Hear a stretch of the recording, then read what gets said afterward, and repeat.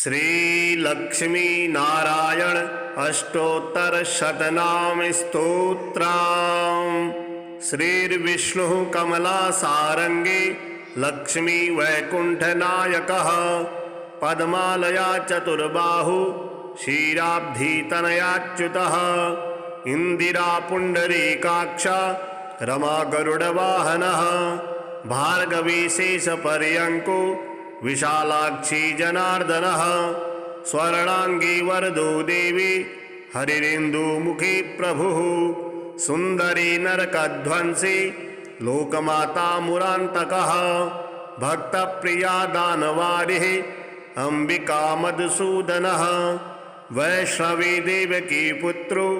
रुक्मणी केशिमर्दनः वरलक्ष्मी जगन्नाथः कीरवाणी हलायुधः नित्यासक्तव्रतो गौरी शौरिः कान्तासुरेश्वरः नारायणी हृषीकेशः पद्महस्ता त्रिविक्रमः माधवी पद्मनाभश्च स्वर्णवर्णा निरीश्वरः सती पीताम्बरः शान्ता वनमाली शमानघः जयप्रदा बलिध्वंसी वसुधा पुरुषोत्तमः राजप्रदाखिलाधारो माया कंच विदारणः महेश्वरी महादेवो परमा पुण्य विग्रह रमा मुकुंदः सुमुखी मुचुकुंद वरप्रदः वेद विद्याधिजा माता शुरूपार्केन्दुलोचनः पुण्याङ्गना पुण्यपादो पावनी पुण्यकीर्तनः विश्वप्रिया विश्वनाथो वागरूपी वासवानुजः सरस्वती स्वर्णगर्भो गायत्री गोपिका प्रियः यज्ञरूपा यज्ञभोक्ता भक्ताभीष्टप्रदा गुरुः स्तोत्रक्रिया स्तोत्रकारः सुकुमारी सवर्णकः माननी मंदरधरो सावित्री जन्मवर्जितः मंत्रगोप्त्री महेश्वासो योगनी योगवल्लभः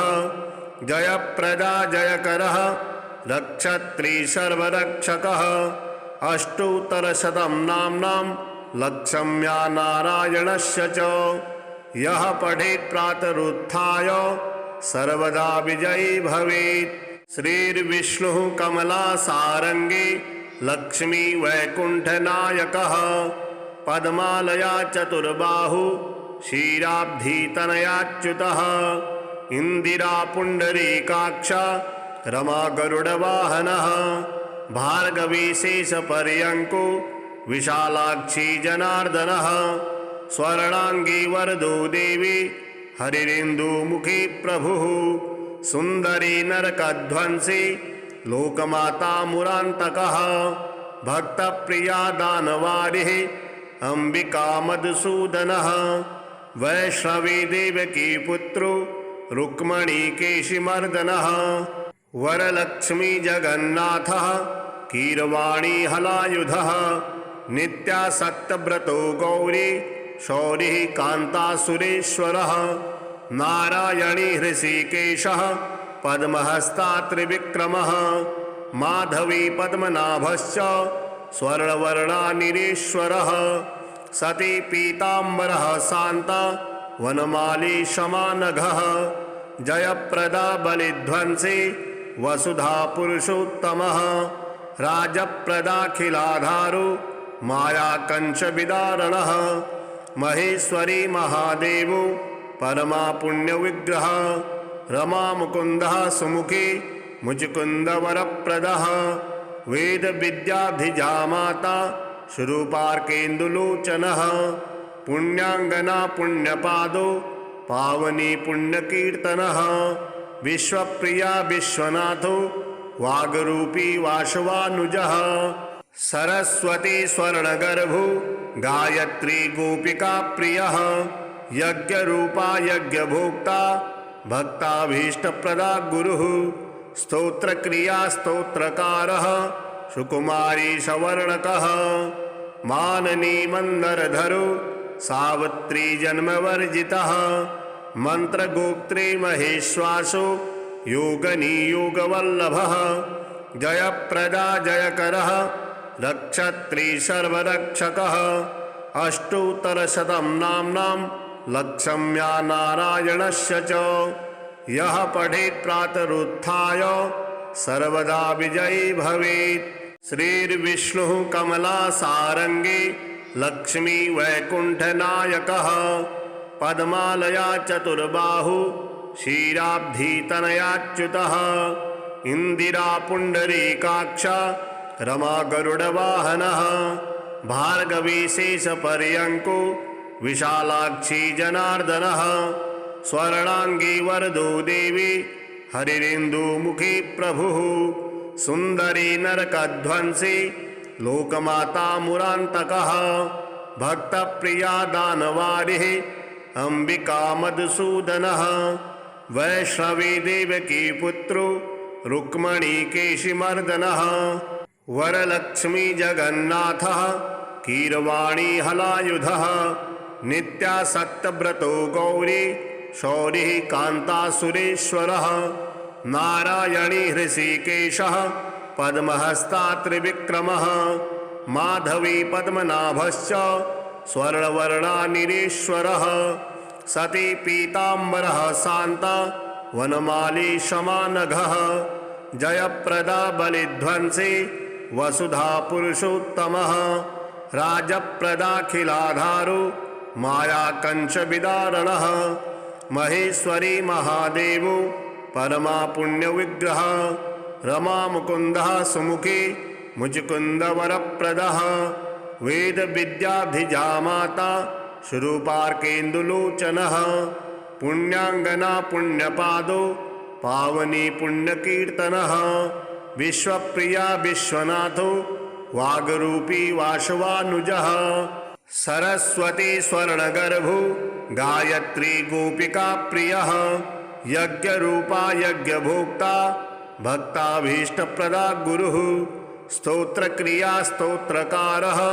सुकुमारी सवर्णकः माननी मंदरधरो सावित्री जन्मवर्जितः मंत्रगोप्त्री महेश्वासो योगनी योगवल्लभः जयप्रदा जयकरः रक्षत्री सर्वरक्षकः अष्टोत्तरशतं नाम्नां लक्ष्म्या नारायणस्य च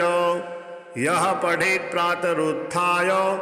सर्वदा विजयी भवेत्। श्रीर्विष्णुः कमलासारङ्गी लक्ष्मी वैकुण्ठनायकः पद्मालया चतुर्बाहु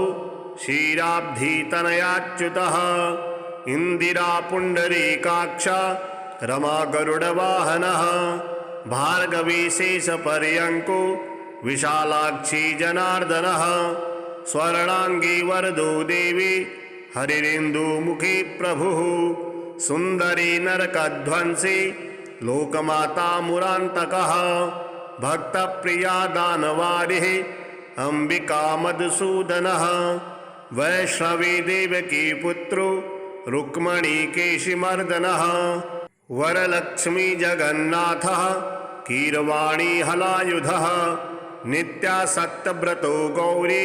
शौरिः कान्तासुरेश्वरः नारायणी हृषीकेशः पद्महस्ता त्रिविक्रमः माधवी पद्मनाभश्च स्वर्णवर्णानिरीश्वरः सती पीताम्बरः शान्ता वनमाली शमानघः जयप्रदा बलिध्वंसी वसुधा पुरुषोत्तमः राजप्रदाखिलाधारो मायाकंचविदारणः महेश्वरी महादेवो परमा पुण्यविग्रह रमा मुकुन्दः सुमुखी मुचुकुन्दवरप्रदः वेद विद्याधिजामाता शुरूपार्केन्दुलोचनः पुण्याङ्गना पुण्यपादो पावनी पुण्यकीर्तनः विश्वप्रिया विश्वनाथो वागरूपी वासवानुजः सरस्वती स्वर्णगर्भो गायत्री गोपिका प्रियः यज्ञरूपा यज्ञभोक्ता भक्ताभीष्टप्रदा गुरुः स्तोत्रक्रिया स्तोत्रकारः सुकुमारी सवर्णकः माननी मंदरधरो सावित्री जन्मवर्जितः मंत्रगोप्त्री महेश्वासो योगनियोगवल्लभः जयप्रदा जयकरः रक्षत्री सर्वरक्षकः अष्टोत्तरशतं नाम्नां लक्षम्या नारायणस्य च यः पठेत् प्रातरुत्थाय सर्वदा विजयी भवेत्। श्रीर्विष्णुः कमलासारङ्गी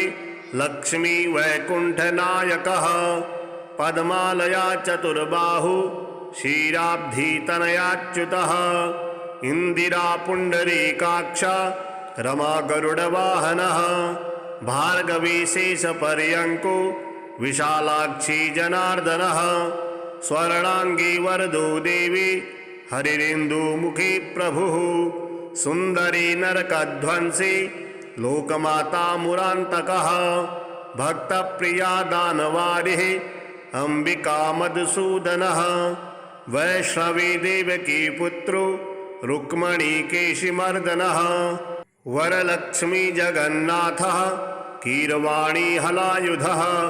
नित्यासक्तव्रतो गौरी शौरिः कान्तासुरेश्वरः नारायणी हृषीकेशः पद्महस्ता त्रिविक्रमः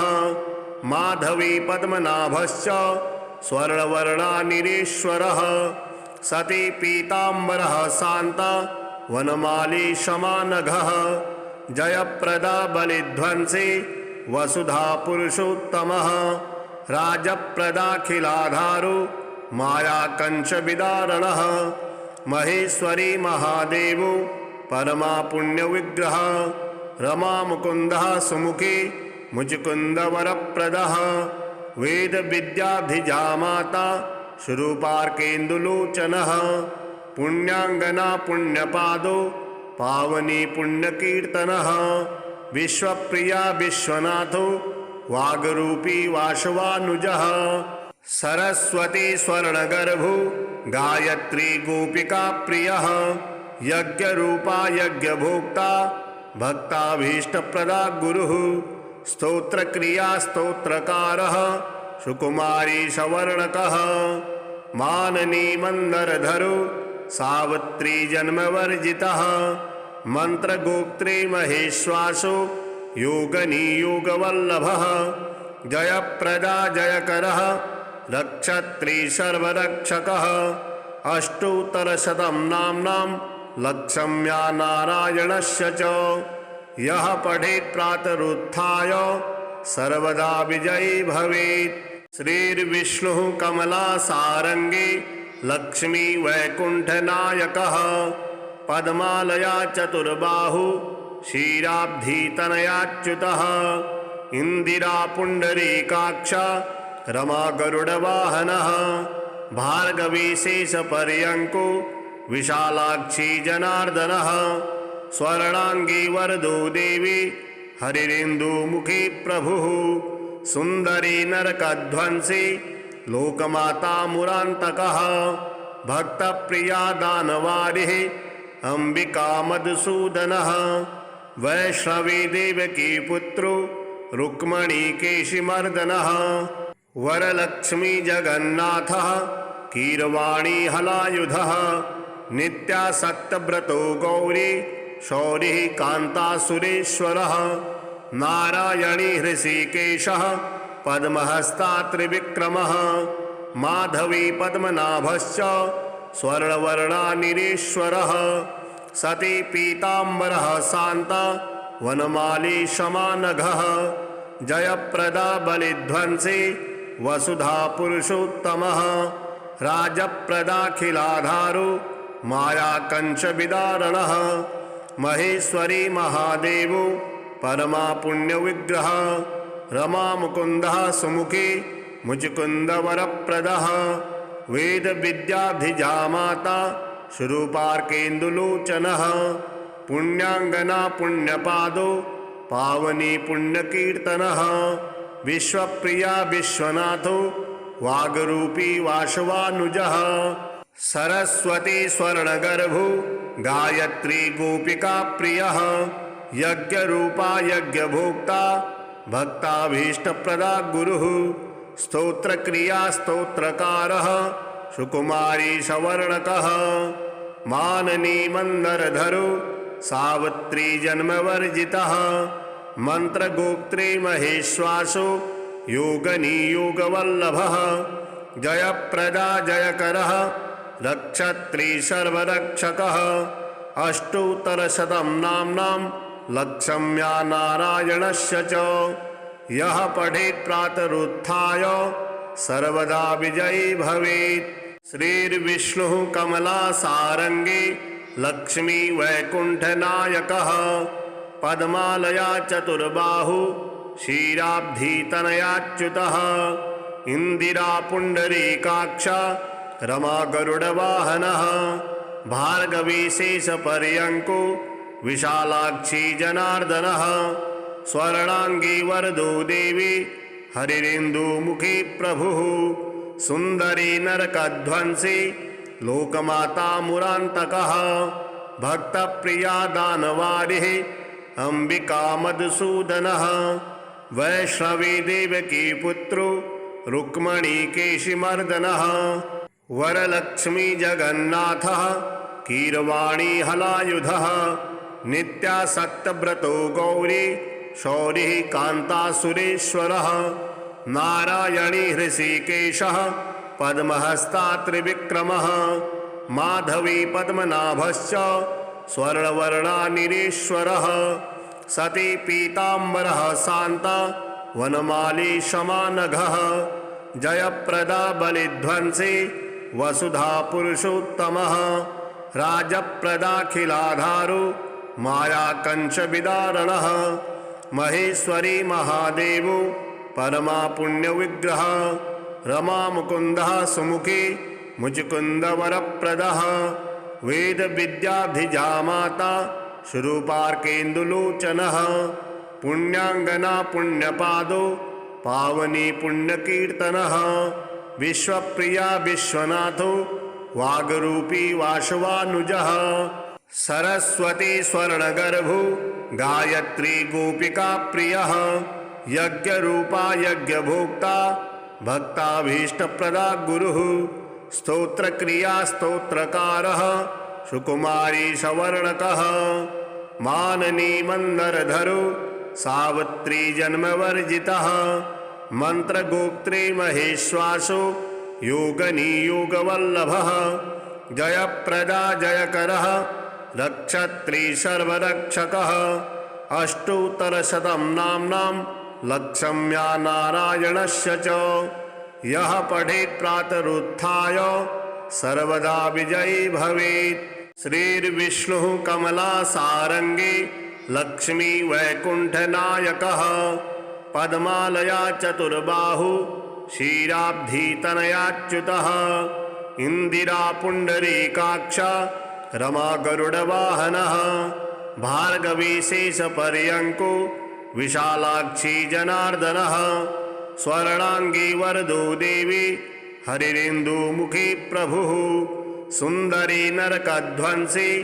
लोकमाता मुरान्तकः भक्तप्रिया दानवारिः अंबिका मधुसूदनः वैष्णवी देवकी पुत्रो रुक्मणी केशिमर्दनः वरलक्ष्मी जगन्नाथः कीरवाणी हलायुधः नित्यासक्तव्रतो गौरी शौरिः कान्तासुरेश्वरः नारायणी हृषीकेशः पद्महस्ता त्रिविक्रमः माधवी पद्मनाभश्च स्वर्णवर्णानिरीश्वरः सती पीताम्बरः शान्ता वनमाली शमानघः जयप्रदा बलिध्वंसी वसुधा पुरुषोत्तमः राजप्रदाखिलाधारो मायाकंशविदारणः महेश्वरी महादेवो परमा पुण्यविग्रह रमा मुकुन्दः सुमुखी मुचुकुन्दवरप्रदः वेदविद्याधिजा माता शुरूपार्केन्दुलोचनः पुण्याङ्गना पुण्यपादो पावनी पुण्यकीर्तनः विश्वप्रिया विश्वनाथो वागरूपी वासवानुजः सरस्वती स्वर्णगर्भो गायत्री गोपिका प्रियः यज्ञरूपा यज्ञभोक्ता भक्ताभीष्टप्रदा गुरुः स्तोत्रक्रिया स्तोत्रकारः सुकुमारी सवर्णकः माननी मंदरधरो सावित्री जन्मवर्जितः मंत्रगोप्त्री महेश्वासो योगनी योगवल्लभः जयप्रदा जयकरः रक्षत्री सर्वरक्षकः अष्टोत्तरशतं नाम्नां लक्ष्म्या नारायणस्य च यः पठेत् प्रातरुत्थाय सर्वदा विजयी भवेत्। श्रीर्विष्णुः कमलासारङ्गी लक्ष्मी वैकुण्ठनायकः पद्मालया चतुर्बाहु क्षीराब्धितनयाच्युतः इंदिरा पुण्डरीकाक्षा रमा गरुडवाहनः भार्गवी शेषपर्यङ्को विशालाक्षी जनार्दनः स्वर्णांगी वरदो देवी हरिरिन्दुमुखी प्रभुः सुंदरी नरकध्वंसी लोकमाता मुरान्तकः भक्तप्रिया दानवारिः अंबिका मधुसूदनः वैष्णवी देवकी पुत्रो रुक्मणी केशिमर्दनः वरलक्ष्मी जगन्नाथः कीरवाणी हलायुधः नित्यासक्तव्रतो गौरी शौरिः कान्तासुरेश्वरः नारायणी हृषिकेशः पद्महस्ता त्रिविक्रमः माधवी पद्मनाभश्च स्वर्णवर्णा निरीश्वरः सती पीताम्बरः शान्ता वनमाली शमानघः जयप्रदा बलिध्वंसी वसुधा पुरुषोत्तमः राजप्रदाखिलाधारो मायाकंचविदारणः महेश्वरी महादेवो परमा पुण्यविग्रह रमा मुकुन्दः सुमुखी मुचुकुन्दवरप्रदः वेद विद्याधिजा माता शुरूपार्केन्दुलोचनः पुण्याङ्गना पुण्यपादो पावनी पुण्यकीर्तनः विश्वप्रिया विश्वनाथो वागरूपी वासवानुजः सरस्वती स्वर्णगर्भो गायत्री गोपिका प्रियः यज्ञरूपा यज्ञभोक्ता भक्ताभीष्टप्रदा गुरुः स्तोत्रक्रिया स्तोत्रकारः सुकुमारी सवर्णकः माननी मंदरधरो सावित्री जन्मवर्जितः मंत्रगोप्त्री महेश्वासो योगनी योगवल्लभः जयप्रदा जयकरः रक्षत्री सर्वरक्षकः अष्टोत्तरशतं नाम्नां लक्ष्म्या नारायणस्य च यः पठेत् प्रातरुत्थाय सर्वदा विजयी भवेत्। श्रीर्विष्णुः कमलासारङ्गी लक्ष्मी वैकुण्ठनायकः पद्मालया चतुर्बाहु क्षीराब्धितनयाच्युतः इंदिरा पुण्डरीकाक्षा रमा गरुडवाहनः भार्गवी शेषपर्यङ्को विशालाक्षी जनार्दनः स्वर्णांगी वरदो देवी हरिरिन्दुमुखी प्रभुः सुंदरी नरकध्वंसी लोकमाता मुरान्तकः भक्तप्रिया दानवारिः अंबिका मधुसूदनः वैष्णवी देवकी पुत्रो रुक्मणी केशिमर्दनः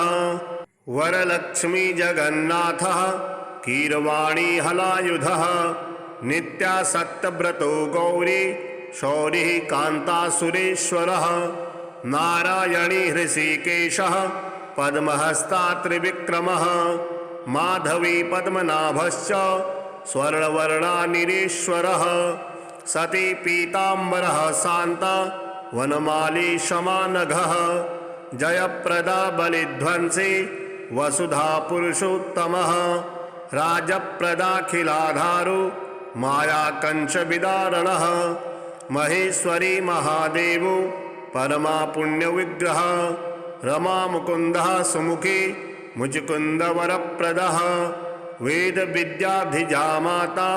शुरूपार्केन्दुलोचनः पुण्याङ्गना पुण्यपादो पावनी पुण्यकीर्तनः विश्वप्रिया विश्वनाथो वागरूपी वासवानुजः सरस्वती स्वर्णगर्भो गायत्री गोपिका प्रियः यज्ञरूपा यज्ञभोक्ता भक्ताभीष्टप्रदा गुरुः स्तोत्रक्रिया स्तोत्रकारः सुकुमारी सवर्णकः माननी मंदरधरो सावित्री जन्मवर्जितः मंत्रगोप्त्री महेश्वासो योगनी योगवल्लभः जयप्रदा जयकरः रक्षत्री सर्वरक्षकः अष्टोत्तरशतं नाम्नां लक्ष्म्या नारायणस्य च यः पठेत् प्रातरुत्थाय सर्वदा विजयी भवेत्। श्रीर्विष्णुः कमलासारङ्गी लक्ष्मी वैकुण्ठनायकः पद्मालया चतुर्बाहु क्षीराब्धितनयाच्युतः